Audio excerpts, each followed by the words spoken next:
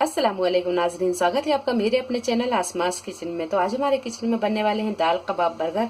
और यहाँ हम कबाब बनाने वाले हैं चने की दाल से।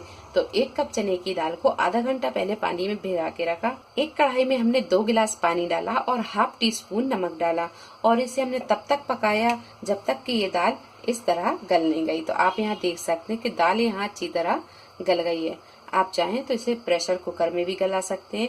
प्रेशर कुकर में 1 गिलास पानी डालें और ये दाल को डाल दें। 2 से 3 सीटी आने तक पका लें और जो एक्स्ट्रा पानी हो उसे आप हटा दें। तो यहाँ दाल में जो एक्स्ट्रा पानी था वो हमने हटा दिया। अब यहाँ दाल को आप हाथ से भी मैश कर सकते हैं या फिर इसे एक मैशर से भी मैश कर सकते हैं। तो यहाँ हम इसे एक मैशर से मैश करेंगे। और 2 मीडियम साइज की आलूओं को उबाल लिया है, इसे हम छील कर कद्दूकस करके डाल। एक मैशर से हम यहाँ दाल को अच्छी तरह मैश कर लेते हैं। दाल यहाँ अच्छी तरह मैश हो गई है। चने की दाल को मैश करने के लिए ज्यादा टाइम नहीं लगता। दाल अगर अच्छी गली हो तो ये जल्दी मैश हो जाती है। तो दाल यहाँ अच्छी मैश हो गई है। अब यहाँ आलूओं को छील कर कद्दूकस कर लेते हैं। आलू को हम यहाँ कद्दूकस कर लेते हैं।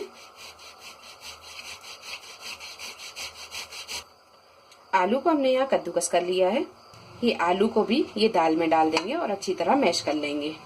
हाफ टी स्पून हल्दी powder, 1 teaspoon chaat masala, half tea spoon भुना कुटा जीरा, हाफ टी स्पून लाल मिर्च पाउडर, हाफ टी स्पून गरम मसाला पाउडर, हाफ टी स्पून डालेंगे हम नमक। नमक हम दाल के गलने के टाइम पर भी डाल चुके हैं, तो नमक यहाँ थोड़ा सा चख लें और चखने के बाद आप मिला लें। तो यहाँ हम हाफ टी स्पून नमक डाल देंगे। कप के करीब बारीक कटा हुआ हरा धनिया डालेंगे। हाफ कप के करीब पुदीना डालेंगे बारीक कटा हुआ। सारी चीजों को अच्छी तरह मिक्स कर देंगे। इसे अगर आप अभी की अभी यूज कर रहे हैं तो आप 1 मीडियम साइज की प्याज लें और उसे बारीक काटें और बारीक काट कर इसमें डाल लें। यहाँ हम 3 से 4 बर्गर बनाएंगे, तो उसके लिए हम 3 से 4 कबाब ही बनाएंगे। 1 नींबू का रस डाल देंगे। सारी चीजों को अच्छी तरह मिक्स कर लेंगे। 1 टीस्पून डाल देंगे अदरक और लहसुन का पेस्ट, ये बताना मैं भूल गई थी। ये डालकर और सारी चीजों को अच्छी तरह मिक्स कर लेंगे। तो अच्छी तरह मिक्स कर लेते हैं। हाथों पर हम थोड़ा सा ऑयल लगाएंगे और इसके कबाब बनाकर तैयार कर लेंगे। कबाब को हम यहाँ थोड़े से बड़े साइज में बनाएंगे, क्योंकि हम यहाँ बर्गर का कबाब बना रहे हैं तो बन के हिसाब से ही बनाएंगे। तो कबाब हम थोड़ा सा बड़ा बनाएंगे और इस तरह का कबाब बनाकर हम तैयार कर लेंगे। 4 कबाबों को हमने बना लिया है, क्योंकि हम यहाँ 4 बर्गर बना रहे हैं, तो 4 कबाब बनाकर तैयार कर लिए हैं। बाकी के कबाबों को बनाकर हम फ्रीज कर लेंगे और इसे 4 से 5 दिन तक रखकर खा सकते हैं। जब भी मन होगा फ्रीजर में से निकालेंगे, बढ़िया से फ्राई करेंगे और इसे एंजॉय करेंगे। तो अब यहाँ पर हम ये 4 कबाबों को फ्राई कर लेते हैं। 1 अंडे को हमने यहाँ फोड़ लिया है, इसे हम अच्छी तरह फेंट लेते हैं। एक पैन में हमने यहाँ 1 टेबल स्पून तेल को गर्म कर लिया है।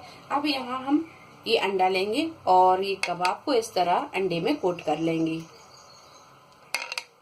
और इसे हम एक पैन में रखते जाएंगे। पैन को इस तरह उठाकर घुमा देंगे ताकि तेल चारों तरफ लग जाए। थोड़ी देर के बाद में इसे पलट लेंगे। थोड़ी देर के बाद में हम इन्हें फिर से पलट लेंगे और जब ये दोनों तरफ से अच्छी तरह फ्राई हो जाएंगे फिर हम इन्हें निकाल लेंगे। तो यहाँ ये कबाब थोड़े से फ्राई होने लगे हैं, अब इन्हें हम निकाल लेंगे। तो इस तरह के कबाबों को आप तैयार कर लें। जिस पैन में हमने यहाँ कबाबों को फ्राई किया उसी में हम यहाँ ये बन को भी सेक लेते हैं। तो बन के हमने यहाँ 2 पीस कर लिए हैं, इसे हम सेक लेते हैं। यहाँ आप थोड़ा सा घी भी डाल सकते हैं या फिर इसे इसी तरह सेक सकते हैं। तो हम यहाँ पर बिना घी के सेकेंगे। बन को हमने यहाँ सेक लिया है। अब लगाएंगे इस पर हरी चटनी,